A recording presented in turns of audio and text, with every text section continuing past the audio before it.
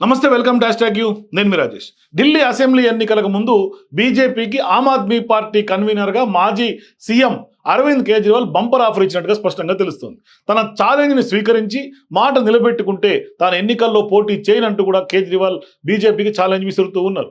ఎన్నికల ర్యాలీలో ఆదివారం నాడు పాల్గొన్న సందర్భంగా కేజ్రీవాల్ మాట్లాడుతూ కూడా ఢిల్లీ మురికివాడల కూల్చివేతలపై నమోదైనటువంటి అన్ని కేసులను ఎత్తేసి వారికి పునరావాసం కల్పిస్తే తాను ఎన్నికల్లో పోటీ చేయనని కేంద్ర మంత్రిగా ఉన్నటువంటి అమిత్ షాకు సవాల్ విసిరారు. ఎన్నికల్లో బీజేపీకి విజయం సాధించి అధికారంలోకి వస్తే ఢిల్లీలో అన్ని మురికివాడలను కూల్చివేస్తుందని కేజ్రీవాల్ బీజేపీ తీవ్రస్థాయిలో ఆరోపణలు చేశారు.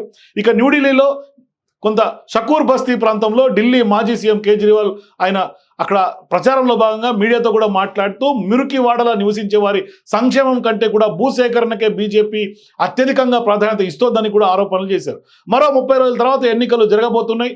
ఈ బీజేపీ నేతలు ఇప్పుడు వచ్చి ఈ మురికివాడలో నిద్రపోతున్నారు. గత 10 ఏళ్లలో ఈ పని ఎందుకు చేయలేదంటూ కూడా ప్రజలు అర్థం చేసుకోవాలంటే బీజేపీ యొక్క షేడ్స్ని కేజ్రీవాల్ ఇవాళ ప్రజల ముందు పెట్టే ప్రయత్నం చేస్తున్నారు. కేవలం ఎన్నికల సమయంలో మురికివాడల్లో ప్రజలు బీజేపీ నేతలకు గుర్తు వస్తారని ఆయన అది ఎద్దేవా చేస్తున్నారు.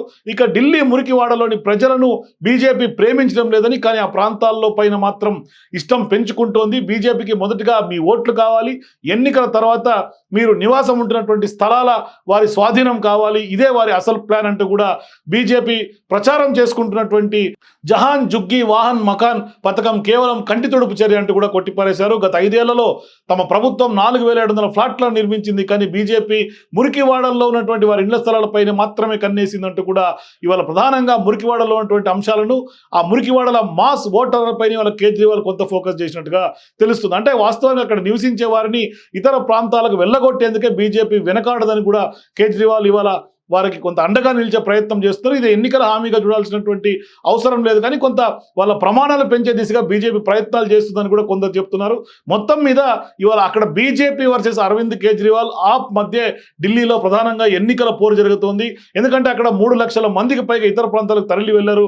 అక్కడ ఉన్నటువంటి మురికివాడలు ఉన్నటువంటి వాళ్ళందరూ కూడా మీరు వారి భూములు లాక్కుంటున్నారు, తప్పు సరిదిద్దుకొని వారిపై నమోదైనటువంటి కేసులు కొట్టివేయాలంటూ కూడా వారికి పక్కా ఇల్లు కట్టించిస్తే తన ఎన్నికల నుంచి పోటీ చేయనంటూ కూడా కేజ్రీవాల్ ఛాలెంజ్ విసురుతున్నారు. సో ఇప్పుడు కేజ్రీవాల్ విసిరినటువంటి ఛాలెంజ్ ఏందో ఒకసారి మనం చూద్దాం. आज मैं आप लोगों के बीच में आया हूं एक बहुत ही खतरनाक बात बताने के लिए।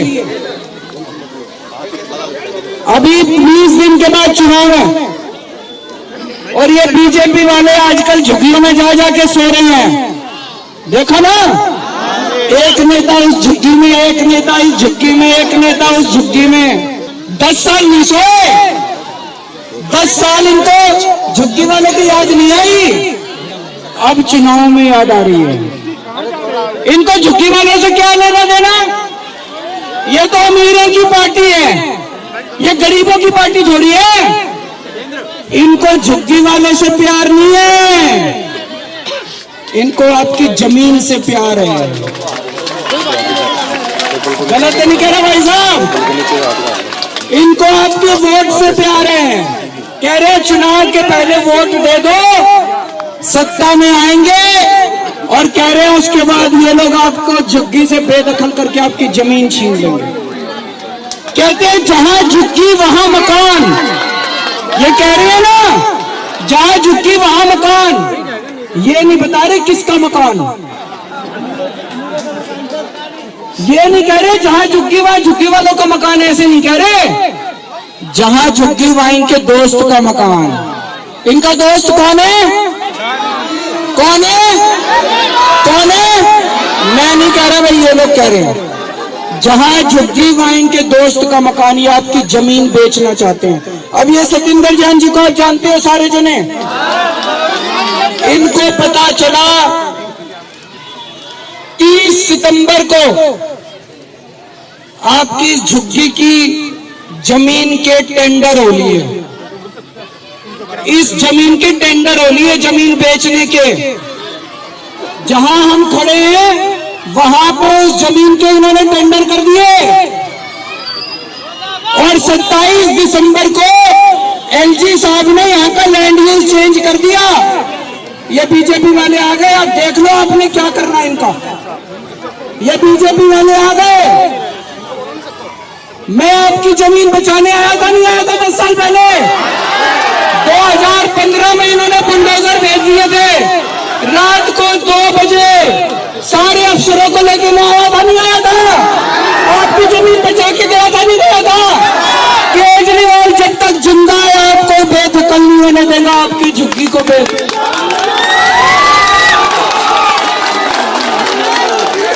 ये कह रहे हैं। आज मैंने बहुत बड़ा ऐलान करा है, आज मैंने बहुत बड़ा ऐलान करा है।